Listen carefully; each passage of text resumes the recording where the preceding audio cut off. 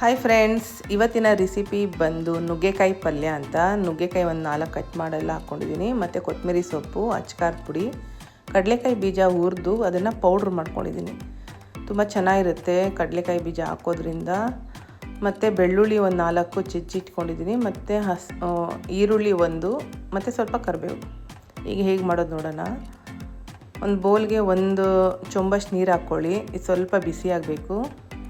ಇದಕ್ಕೆ ನಾವೇನು ಕಟ್ ಮಾಡಿಟ್ಟಿರೋ ಅಂಥ ನುಗ್ಗೆಕಾಯಿ ಹಾಕ್ಕೊಳ್ಳೋಣ. ಸ್ವಲ್ಪ ಸಾಲ್ಟ್ ಹಾಕ್ಕೊಳ್ಳಿ. ಇದು ಸ್ವಲ್ಪ ಬೇಯಬೇಕು, ಒಂದು 70%. ನೋಡಿ ಈ ಥರ.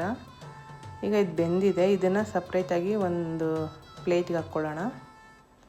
ತುಂಬ ಈಸಿ ರೆಸಿಪಿ. ಈ ಥರ ಪಲ್ಯಗಳು ತಿನ್ನೋದ್ರಿಂದ ತುಂಬ ಹೆಲ್ದಿ, ಇದು ತುಂಬ ಚೆನ್ನಾಗಿರುತ್ತೆ. ಈ ಥರ ಬೇಯಿಸಿ ಒಂದು ಪ್ಲೇಟಲ್ಲಿ ಹಾಕಿದ್ದೀನಿ. ಮತ್ತು ನೋಡಿ ಸ್ವಲ್ಪ ಎಣ್ಣೆ ಹಾಕ್ಕೊಳ್ಳಿ. ಒಂದು ಪ್ಯಾನ್ಗೆ ಒಂದು 2 ಸ್ಪೂನಷ್ಟು ಎಣ್ಣೆ ಹಾಕಿದ್ದೀನಿ.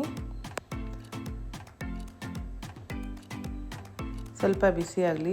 ಸಾಸಿವೆ ಒಂದು ಅರ್ಧ ಸ್ಪೂನು, ಮತ್ತು ಜೀರಿಗೆ ಒಂದು ಅರ್ಧ ಸ್ಪೂನ್ ಹಾಕ್ಕೊಳ್ಳಿ. ಒಗ್ಗರಣೆಗೆ ತುಂಬ ಈಸಿಯಾಗಿ ಮಾಡ್ಕೋಬೋದು, ಚೆನ್ನಾಗಿರುತ್ತೆ ಟೇಸ್ಟ್ ಇದು. ಮತ್ತು ಸ್ವಲ್ಪ ಕರಿಬೇವಿನ ಸೊಪ್ಪು ಹಾಕ್ಕೊಳ್ಳಿ. ಸ್ವಲ್ಪ ಎಣ್ಣೆಲಿ ಇದನ್ನು ಸ್ವಲ್ಪ ಫ್ರೈ ಮಾಡ್ಕೋಬೇಕು. ಮತ್ತು ಬೆಳ್ಳುಳ್ಳಿ ಒಂದು 4ರಿಂದ 5 ಜಜ್ಜಿ ಅದನ್ನು ಸಹ ಹಾಕ್ಕೊತಿದ್ದೀನಿ. ಬೆಳ್ಳುಳ್ಳಿ ಹಾಕೋದ್ರಿಂದ ಟೇಸ್ಟ್ ಚೆನ್ನಾಗಿರುತ್ತೆ. ಮತ್ತು ಒಂದು ಈರುಳ್ಳಿ ಅಷ್ಟು ಕಟ್ ಮಾಡ್ಕೊಂಡಿರೋದು ಹಾಕ್ಕೊಳ್ಳಿ. ಇದೆಲ್ಲ ಸ್ವಲ್ಪ ಎಣ್ಣೆಲಿ ಫ್ರೈ ಮಾಡಬೇಕು. ನುಗ್ಗೆ ಸೊಪ್ಪು, ನುಗ್ಗೆಕಾಯಿ ತುಂಬ ಒಳ್ಳೆಯದು ನಮ್ಮ ಬಾಡಿಗೆ.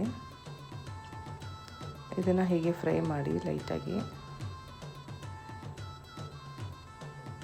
ಈಗ ಒಂದು ಸ್ವಲ್ಪ ಟರ್ಮರಿಕ್ ಪೌಡರ್ ಹಾಕ್ತಿದ್ದೀನಿ, ಒಂದು ಅರ್ಧ ಸ್ಪೂನು. ಮತ್ತು ಚಿಲ್ಲಿ ಪೌಡರ್ ಒಂದು ಅರ್ಧ ಸ್ಪೂನ್ ಹಾಕ್ತಿದ್ದೀನಿ.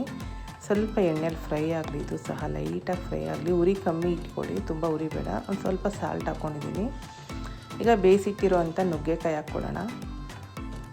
ಹಾಕ್ಕೊಂಡು ಇದನ್ನು ಸ್ವಲ್ಪ ಈ ಥರ ಮಿಕ್ಸ್ ಮಾಡಿ.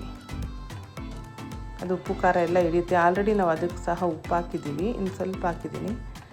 ಮತ್ತು ಕಡಲೆಕಾಯಿ ಬೀಜ ಅದನ್ನು ಪೌಡ್ರ್ ಮಾಡಿರೋದು, ಅದು ಸಹ ಈ ಥರ ಹಾಕಿ ಮಿಕ್ಸ್ ಮಾಡಿ. ಒಳ್ಳೆ ಟೇಸ್ಟ್ ಕೊಡುತ್ತೆ ಇದು. ಸ್ವಲ್ಪ ಕೊತ್ತಂಬರಿ ಸೊಪ್ಪು ಹಾಕ್ಕೊಳ್ಳಿ. ತುಂಬ ಈಸಿ ರೆಸಿಪಿ, ತುಂಬಾ ಚೆನ್ನಾಗಿರುತ್ತೆ. ಒಂದು ಸತಿ ಟ್ರೈ ಮಾಡಿ ಫ್ರೆಂಡ್ಸ್. ಈ ಥರ ಮಿಕ್ಸ್ ಮಾಡ್ಕೊಂಡಿದ್ದಾಯಿತು. ಇದು ಆಲ್ರೆಡಿ ಆಗಿದೆ ಫ್ರೆಂಡ್ಸ್. ನೋಡಿ ಈ ಥರ ಸರ್ವ್ ಮಾಡ್ಕೊಳ್ತಾ ಇದ್ದೀನಿ. ಈ ವಿಡಿಯೋ ನಿಮಗೆ ಇಷ್ಟ ಆಗಿದರೆ ಲೈಕ್ ಮಾಡಿ, ಮತ್ತು ಶೇರ್ ಮಾಡಿ, ಮತ್ತು ಸಬ್ಸ್ಕ್ರೈಬ್ ಮಾಡ್ಕೊಳ್ಳಿ friends. Thank you so much.